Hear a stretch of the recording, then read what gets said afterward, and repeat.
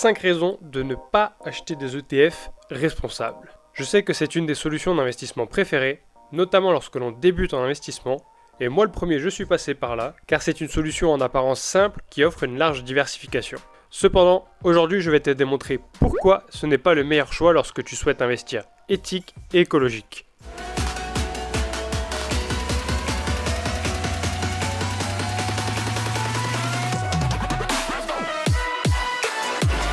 Salut, j'espère que tu vas bien, bienvenue sur My Green Invest. Si c'est ta première fois sur la chaîne, pense à t'abonner car ici on parle d'investissement rentable et responsable pour te permettre de participer à la transition écologique et énergétique. Et on attaque tout de suite avec la première raison de ne pas acheter uniquement des ETF responsables, la composition de l'ETF. Donc un exemple ensemble super rapide pour illustrer, on va faire une recherche ETF responsable. Bim, premier lien, on a le droit à une magnifique sélection des meilleurs ETF ESG, c'est-à-dire qui prennent en compte les critères extra-financiers. Je vais prendre la ligne Europe pour que les entreprises nous parlent plus. Pour aller voir la composition, c'est super simple, tu copies le code ISIN et tu fais une recherche dans ton navigateur. Et là, on retrouve déjà un beau label ISR. Et pourtant, quand on se penche un peu sur la composition, qu'est-ce qu'on retrouve? Total Energy, donc là, jackpot, énergie fossile, menace de la biodiversité, plan climat à plus de 3 degrés, partenariat avec le Qatar, la Russie, etc. HSBC, pas mal non plus pour financer également les énergies fossiles et même du charbon. Et tout ça, ce n'est que les 10 premières lignes du portefeuille, alors je te laisse imaginer le reste. C'est très compliqué d'avoir accès à toute la composition d'un ETF, et ce n'est pas tout. Si on descend plus bas et que l'on regarde les caractéristiques, il y a la méthode de réplication qui est ici physique, donc on investit en direct dans ces entreprises, mais parfois la réplication est synthétique, et donc là c'est encore pire. L'ETF réplique la performance d'un portefeuille, mais en investissant sur d'autres entreprises dont tu n'as aucune idée. Donc en conclusion, un des atouts majeurs des ETF est la diversification qu'ils offrent, et c'est indéniable. Malheureusement, c'est tellement diversifié que tu as de très grandes chances de te retrouver à financer des entreprises qui ne correspondent pas à tes valeurs. Et pourtant, il existe de nombreux ETF avec des noms très attrayants, comme SRI pour ISR, Climate Change, Paris Aligned. Et attention, ils ne sont pas tous à mettre dans le même sac, certains peuvent être très intéressants, mais surtout ne te contente pas uniquement du nom et fais tes propres recherches. On ne le répétera jamais assez. Sinon, tu peux aussi te tourner vers l'assurance vie Goodvest qui applique pour toi une méthodologie de sélection exigeante pour investir vraiment responsable en ETF. Seconde raison de ne pas investir que dans des ETF responsables, les frais. Les ETF ont 3 atouts majeurs qui sont régulièrement mis en avant, à savoir la diversification, que l'on vient d'évoquer, les frais et un dernier qu'on va voir juste après. Je pense que tu auras déjà entendu dire que les ETF ont des frais très faibles qui oscillent entre 0 et 1%, ce qui est extrêmement bénéfique pour tes investissements, surtout sur le long terme.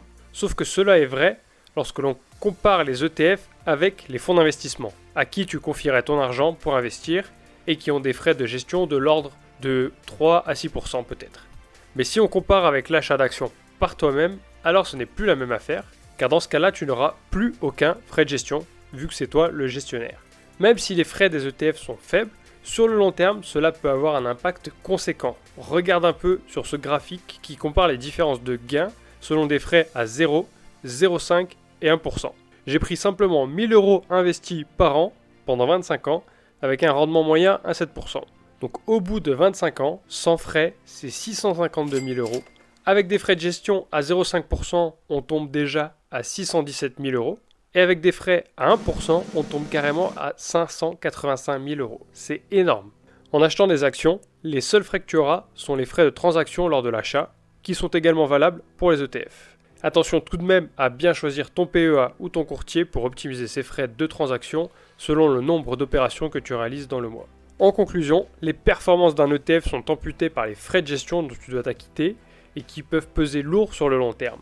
Tandis que lorsque tu sélectionnes des actions simples, tu t'affranchis des frais de gestion et tu optimises ton potentiel retour sur investissement. Donc l'ETF n'est pas la meilleure solution pour donner du sens à ses investissements, mais également pour optimiser ses gains. On avance et on passe au troisième argument et dernier gros atout des ETF, la simplicité. Et il est vrai qu'en apparence cela peut paraître très simple lorsque l'on débute, car avec une seule ligne d'investissement, tu investis dans plein d'entreprises différentes avec des secteurs et des localisations différentes. Et je vois ça dans énormément de vidéos. Pourtant, il y a une chose qui est centrale en investissement et qui, elle, n'est pas mise assez en avant, c'est comprendre dans quoi tu investis. Or, selon moi, et encore une fois ça n'engage que moi, je ne suis absolument pas un conseiller financier et je ne fais que te proposer du contenu éducatif, mais investir dans un ETF, responsable ou pas d'ailleurs, ce n'est vraiment pas le meilleur moyen de comprendre ce que tu fais, car tu investis dans une boîte noire. C'est trop opaque. Alors c'est sûr qu'on va dire que c'est compliqué et chronophage d'aller regarder les bilans et les résultats d'une entreprise pour sélectionner celle qui va le plus performer, et ça aussi c'est vrai. Mais nous, on n'est pas ici pour faire du trading et s'enrichir au max avec l'entreprise la plus performante, on est là pour sélectionner les entreprises d'avenir qui construisent le monde de demain et qui sont saines financièrement pour évidemment t'apporter un bon rendement. Et là, c'est déjà beaucoup moins complexe qu'aller chercher la pépite qui va surperformer. On peut observer sans trop de difficulté si une entreprise est en croissance ou non. Dis-moi en commentaire si jamais ça t'intéresse une vidéo dédiée aux critères de sélection d'une action et tu verras que c'est pas si compliqué. Et concernant le temps que ça peut prendre, nous on est là pour le long terme. On n'a pas besoin de s'amuser à lire des bilans pendant des heures à chaque nouveau trimestre. Sauf si ton investissement t'empêche de dormir, et dans ce cas, il faut te tourner vers d'autres investissements qui te correspondent plus, et on propose plein d'autres solutions sur la chaîne. Tandis qu'avec un ETF, bon courage pour savoir quelle est sa situation et quelle est sa perspective d'avenir. En conclusion, je trouve que la simplicité est un faux argument en faveur des ETF, car certes, sur la forme, c'est super simple d'investir sur un ETF, qui investit je ne sais où, sur je ne sais quoi, en quelques clics. Cependant, si l'on s'attarde sur le fond, donc comprendre ton investissement, alors il est bien plus simple de lire la croissance et les perspectives d'une entreprise responsable que pour un ETF. Donc l'ETF n'est pas la meilleure solution. 1. Pour donner du sens à ses investissements. 2. Pour optimiser ses gains avec les frais. Et 3. Pour comprendre tes investissements. On continue avec la 4e raison de ne pas investir que dans des ETF responsables, le couple risque-rendement.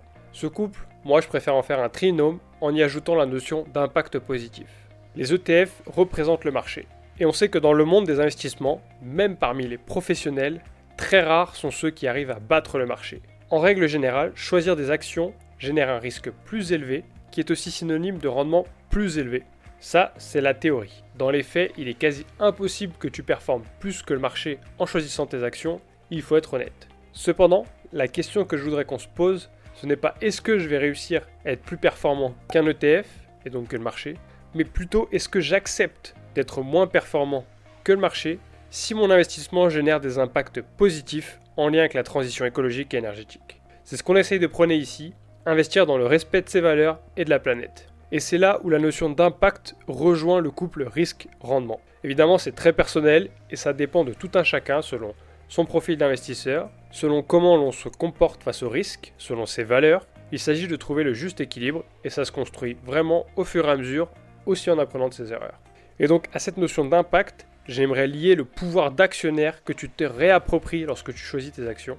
Car déjà tu as ce sentiment d'appartenance à l'entreprise que tu finances, et surtout ta parole compte avec ton droit de vote lors des assemblées générales, chose que tu es contraint de déléguer avec un ETF. Enfin, il ne faut pas croire non plus que les risques sont inexistants avec les ETF, car on a souvent une fausse diversification avec une très forte exposition au secteur technologique, et notamment aux GAFAM, donc un événement quelconque dans ce secteur peut fortement impacter la valeur de l'ETF.